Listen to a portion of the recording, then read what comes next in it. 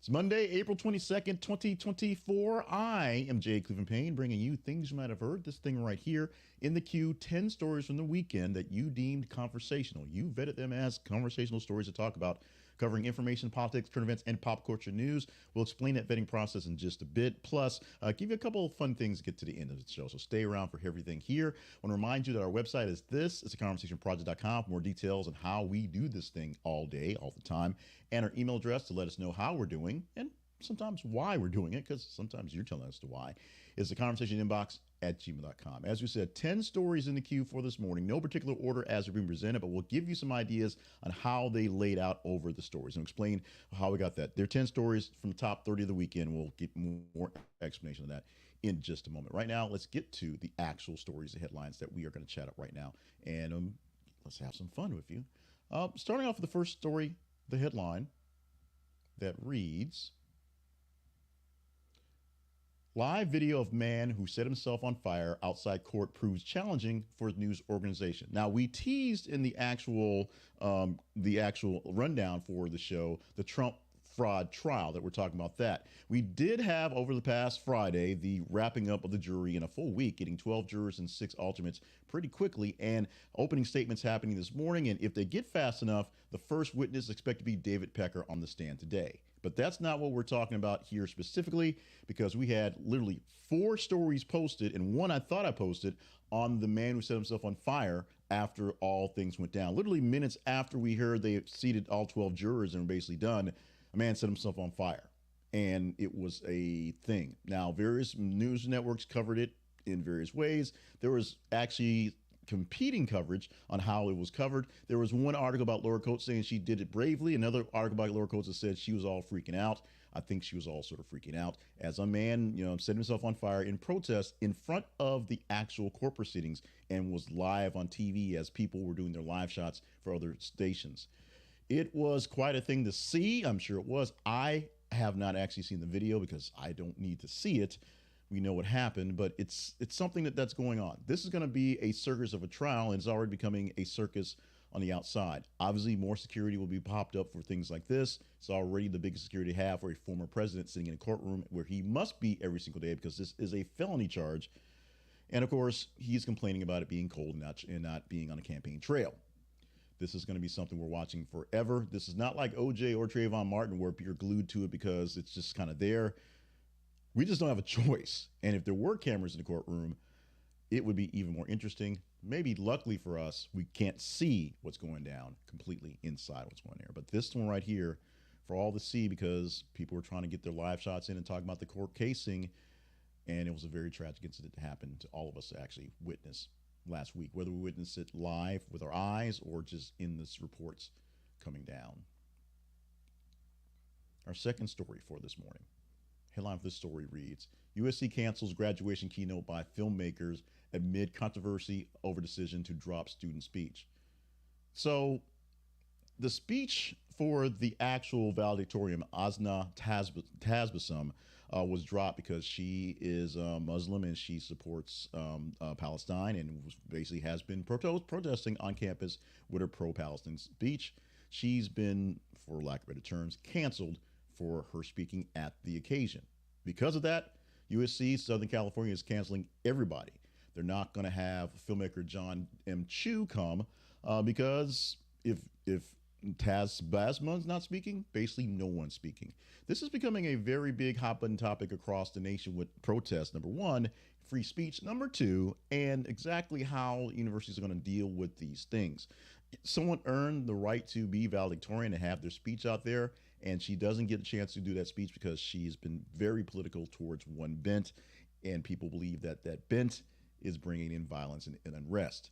It's a complicated issue. I have an opinion. I don't really have a actual sort of relief say in this one because this is a both sides thing.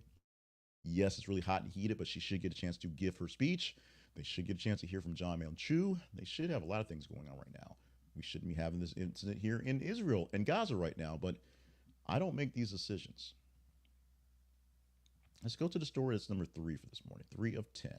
Headline for this one reads, FAFSA filings are way down, raising fears that some students won't go to college in the fall. So for a while, People were worried about the FAFSA application because they changed, they're a bit more complicated, they're slower to do, what's going on. But the big issue may not be the fact that people are having issues filling them out, which is true. It might be that less students are filling them out. We're coming to a point where after the pandemic, there were people in the pipeline who were basically ready to go, and then people who had to get through school.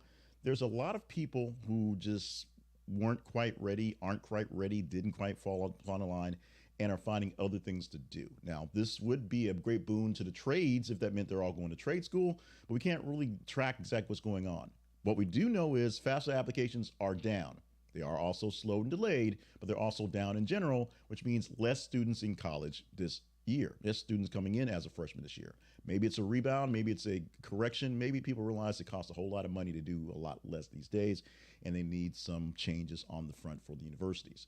That will be seen. First, we'll see who actually shows up for college in the fall. The next story, number 4, is kind of a happy ending. And the headline reads, Caitlin Clark is getting $28 million and a signature shoe with historic shoe contract from Nike. People were really worried about Caitlin Clark because as a rookie, number 1 pick in the WNBA, she's only getting about $700,000 for her rookie season, where a rookie man may get about $11 million for the rookie season and a whole bunch more going forward. She's not going to make $1 million in her 4 years total, in your 4 years of a rookie contract total. That's for playing basketball for the Fever. However, Nike did a pretty serious solid. They are going to give her about $28 million for her contract, so she's doing well. Don't worry, NIL money, she'll be fine. And she's getting a signature shoe. Now, she's essentially the Michael Jordan of our generation, male or female, because she has transcended the game coming out of college into the pros. So she's going to get the Clark or the Caitlin or the whatever they're going to call it, her own shoe coming forward. Not just a shoe that she's going to promote. It will be with her name on it. I'm not sure she's going to have like a Jump Woman logo or her shooting threes way back well, but she's going to be taken care of. People looking to see how she's going to play, we'll get to see that very soon. People looking to see how well she'll do against competition that are all at her level. We'll see that very soon, and they will see her in her brand new shoes, spending that brand new cheddar from Nike very, very soon. This next story, we also had a couple iterations in, but it's an interesting take, and a lot of people are doing their takes on the take. The headline for this reads, Stephen A. Smith defends Trump claiming that black people like me more, that's a quote from Trump, since he got indicted. Here's the kind of boiled down point to this. Stephen Smith did a bit, if you're watching the video, you've seen a piece from his videocast, his podcast, where he talked about Donald Trump and his hush money trial, essentially saying the trial's a waste of time. This should be a misdemeanor, not a felony. And they're really pushing against Trump. And what they should be doing is trying to beat him on the political landscape and not try to beat him in court to try to make a some sort of cheat. That's what he says there. He then went with Sean Hannity and basically reiterated what he said, essentially saying, yes, I'm not a fan of Donald Trump. I think he should be beaten in the vote, but I don't think we should be doing this here because it's not right. Many people are going after Mr. Smith for this one. Not so many people are defending him in the views popping up in my feeds, but there are a lot of people, mostly on the black side, that are saying, what the hell is wrong with Stephen A. Smith? Now, Stephen A. Smith got some props from Sean Hannity because Hannity says, hey, you can talk about whatever topics you want to, not just sports, and you say what you mean, which Stephen A. Smith, of course, agreed to because that's what he does. He says, yes, I'm really good. That's what he says a lot. But a lot of black Americans are essentially, Trump believes they're falling in love with him because of the indictments, because he's going through bad things. Stephen A. Smith says, there's a point to that. He's going through bad things and they understand that. He still doesn't like Donald Trump, but they said there is some sympathy for that one. They also do see economic issues that money was better when Trump was in, even though money wasn't technically better when Trump was in. But data. The number 6 story this morning, Andy Cohen and the rumors and innuendo that he is negotiating a departure from a package from Bravo because of rumor and innuendo. It's not clear exactly what's happening in this one, but essentially Andy Cohen, who's really wrapped up into the works behind the scene at Bravo, of course, a lot of Real Housewives, things like that. He's looking to negotiate to get out of his work with the network. Maybe it's because life is not so great there. Maybe it's because of lawsuits. Maybe it's just time to go do something else for Andy Cohen. But Bravo's future with Andy Cohen is in question as we're trying to question whether or not he's actually working a deal to get out of his deals at the moment. Speaking of deals, really big deal. Taylor Swift releases a new album this weekend, plus 15 more songs. The release of the song or the album, The Tortured Poets Department, happened over the weekend. And then a few hours later, an anthology, 15 more songs put out by Taylor Swift. A double album, a whole lot of music going through, and people have spent all weekend Swifting themselves to death. It's just the thing. And that's it. Taylor Swift released the album she promised at the Super Bowl and released more music because she's Taylor Swift. She may be overdoing it. Swifties don't think so, but you seem like she's taking that moment as it can. She's really running with it, if you will, and doing her Swifty thing. She'll be around for a while, so don't worry about Taylor Swift as well. Here's the big thing. This album will do big money, big sales, big listens, and she's still going to make more money with tours and merch sales because Taylor. Our next one, still in music, but not so happy. P.Inc. files complaint against Pharrell Williams for P.Inc. trademark. P.Inc. and Pharrell are going to battle legally for trademark P.Inc., or as Pharrell has it, P.Inc. P.Inc. has filed a legal complaint against Williams, asserting that the attempt to trademark that could potentially cause confusion due to similar of her stage name, which has been a trademark since 2021. Now, sometimes you see that spelled as P!NK, but you get the point. P.Inc. and P.Inc. This is not the only trademark issue Williams is having right now. He's also dealing with something with Chad Hugo over the rights to the Neptune's name, essentially farting with the guy he was actually working with over who actually owns the Neptunes. Is it Chad? Is it Pharrell? We'll see that one in court as well. Let's go to our next story. This is number 9 for the morning. The headline for this one reads, and bear with it reads a lot to read.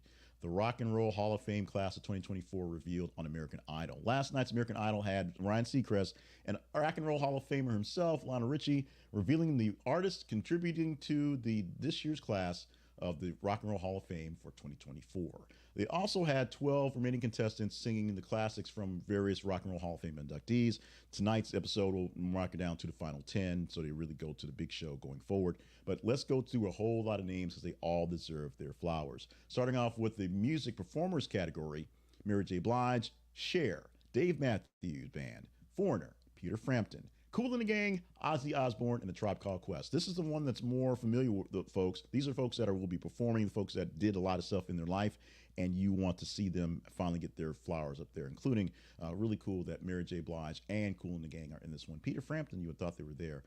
Love they put in a Tribe Called Quest. That's my childhood right there. In the music influence category, 3 guitar singing blues trailblazers. Alex Coner, one of the founding fathers of the British blues. John Mayer, the 90-year-old blues rock legend whose outfit John Mayer and the Blues Breakers fashioned some of the biggest names in rock and roll history.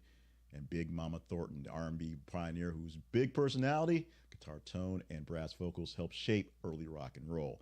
Almost wrapping things up. We got 2 more pops. 1, musical excellence category, Jimmy Buffett, MC5, the political firebrand photo prunk outfit. You may remember him, maybe not. Dionne Warwick, and Motown songwriter and sound producer, Norman Whitfield. And finally, we have the Ahmed Interim Award going to Sylvain Da Passe, former Motown exec who brought the Jackson 5s to Barry Gordon and oversaw numerous specials on TV-related things for them as well. That's a lot of folks getting there, and this is going to be a big old ceremony happening on Disney Plus streaming live October 19th, on Hulu the day after that, and on ABC edited somewhere down the line. Congratulations, all the love, all the flowers, all the hearts to all those great artists. And finally, another great artist, we shall see. Chris Cuomo eyes CNN return amid network struggle. Now, my robot editor notes has a bunch of question marks because this is a story that kind of bounced around. Here's the deal with Chris Cuomo. He's doing well at News Nation. He's not doing as great as he was at CNN, but News Nation's not as big as a station. And here's the thing about News Nation. They are touting the all sides-ish sort of thing, but they have a lot of people from various different views doing things, and they're not falling all left, all right. And Chris Cuomo gets a chance to do some really weird, outlandish things because he has to bring in eyeballs, so he has to fight the normal stuff that's Trump on the other 3 channels. However, With the cancellation of King Charles and the ladies not doing so great in the prime time over at CNN, there are rumors, innuendos, and just whispers behind the scenes that Chris Cuomo may be brought back in the primetime era to fight against the folks he was already losing to, that being Rachel Maddow and Sean Hannity. Although since it's actually yeah, Alex there in Maddow's spot, Alex Wagner, maybe he can beat her, but we'll see. But right now, he's not winning of the three, but of the three, the CNN lineup is not winning at all. Will Chris Cuomo come back to CNN? Will he come in after all the things he said about being at his new home against his old home? We shall see. Money can make things happen. Money can really make things happen in these cases, as we see. All right, let's go to our teaser story for the morning. This is a story that we can chat up for tomorrow if you deem it worthy of chatting up in this. And how's it happen? We gave you 10 stories in our headlines today, and those 10 stories came from the top 30 stories of the weekend. And we found those stories by you engaging in them all weekend long, from early Friday to just a tad bit of early this morning.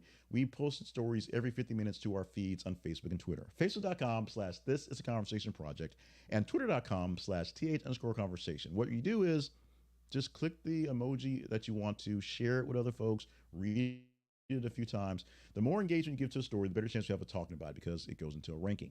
For tomorrow and the rest of the week, we'll give you 8 stories. 8 stories in the morning for the top 15 of the day, about 30 or so in the daytime. Let's talk about this one, maybe. The headline is, Texas Congressman roasts fellow Republicans on CNN with a quote saying, "I serve with some real scumbags."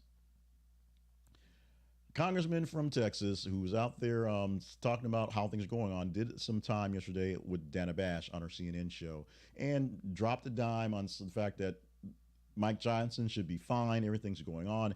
And the reason why people are kind of acting like a bunch of asses is because they're a bunch of asses. Not his words, those are mine. He really went after Matt Gaetz, and you see that a lot in the clip they've been playing on CNN all day.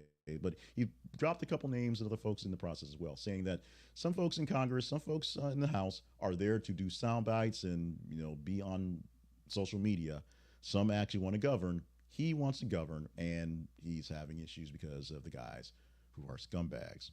His word, not mine. Go to our feeds. Let us know if we're chatting this up tomorrow, and that's it. Let us know if we're chatting up tomorrow. Just go to it, go to feeds, engage in the story or any story you see all day, all night at the feeds, and we'll see what happens in our lineup for the 8 stories for your Tuesday. Now, let's go to our sponsor spotlight for today, and we're going to put a spotlight on YouTube TV, which actually made the top 30 stories of this weekend with a story we sort of put in there just to see what happened, and guess what? It was kind of interesting. It was actually number 3 story this week, and we do a lot of these things, oddly enough. But here's the deal. YouTube TV has unlocked access to over 100 apps and different apps from very popular networks and 100 new apps for itself. So with that knowledge, you should be at YouTube TV. YouTube TV, words not working so well this morning. YouTube TV is where I have been when I cut the cord years ago, and they have been a very good service for us. There are other services, and sometimes some like others and more than others, but YouTube TV is coming in basically the stalwart of what's going on for cable. That's not cable. They own NFL Sunday Ticket. So no, don't think you're getting it from DirecTV. They own NFL Sunday Ticket. All these new apps from other various popular networks are now available inside YouTube TV. So you don't have to go off someplace else. You get what you get from those apps from there. The best sports package, the best news package, the best coverage of everything, the best DVR, where you get 6 different DVRs, 6 different accounts to go forward, unlimited DVR for whatever's there. And of course, we're going to give you after $15 off your $30 off if you use our link. This is theconversationproject.com/YouTube TV. This is theconversationproject.com/YouTube TV. Get $45 off the first 3 months by using our link for YouTube TV, because we love you. Just like that. Cut the cord. Back away. Watch TV on all devices and your smartphone and your smart apps and your tablets and anywhere you want to, anytime you want to. 6 different accounts. I think it's the greatest. That is a personal endorsement. Endorsements on the screen from folks that got endorsed, and your mileage may vary, but check it out. I don't think you'll be disappointed. I don't think you'll be disappointed. The Conversation Project lives online at thisistheconversationproject.com. Stop by our website and see what we can do for you, because we're doing a lot of things for you.